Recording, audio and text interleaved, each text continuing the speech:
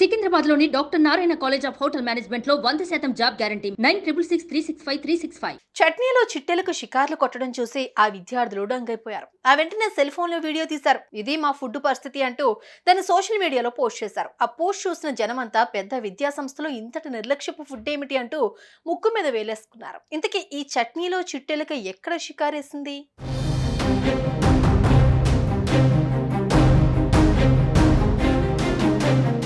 సంగారెడ్డి జిల్లా సుల్తాన్పూర్ గ్రామంలోని JNTU engineering college.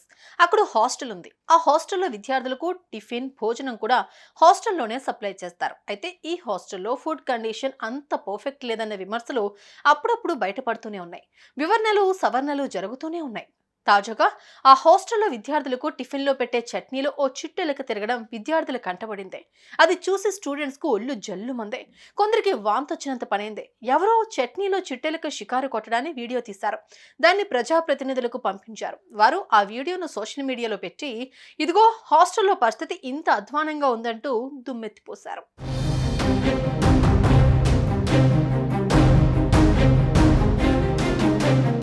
అయితే సోషల్ మీడియాలో ప్రత్యక్షమైన ఈ వీడియో చూసిన వెంటనే కాలేజ్ ప్రిన్సిపల్ నరసింహం స్పందించారు. అది విద్యార్థులకు సర్వింగ్ చేయాల్సిన చట్నీలో పడ్డ ఎలుక కాదు, చట్నీ అయిపోయిన తర్వాత పాత్ర కడిగేందుకు నీటిని పోసి ఉంచిన సమయంలో పడ్డ ఎలుక అంటూ ఆ పరిణామంపై తన స్పందన తెలియజేశారు. విద్యార్థులకు పెట్టే ఆహారం విషయంలో పూర్తి జాగ్రత్తగా ఉంటున్నామంటూ చెప్పుకొచ్చారు. మరి చట్నీలో ఎలుక తిరుగుతున్నా పట్టించుకోలేదని ఆరోపించిన విద్యార్థులు చెప్పింది నిజమా, లేదంటే మాస్టర్ గారు చెబుతున్నట్లుగా కడగాల్సిన పాత్రలో పడి ఈత కొడుతున్న ఎలుక అన్నది తేల్చే దిశగా అధికారులు ముందుకు కదిలారు.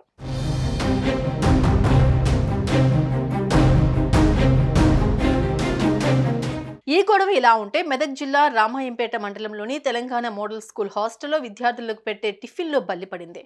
ఆ టిఫిన్ తిన్న 17 మంది విద్యార్థులు వాంతులు చేసుకున్నారు, అస్వస్థతకు గురయ్యారు. వారిని ప్రస్తుతం ఆసుపత్రికి తరలించి చికిత్స అందిస్తున్నారు.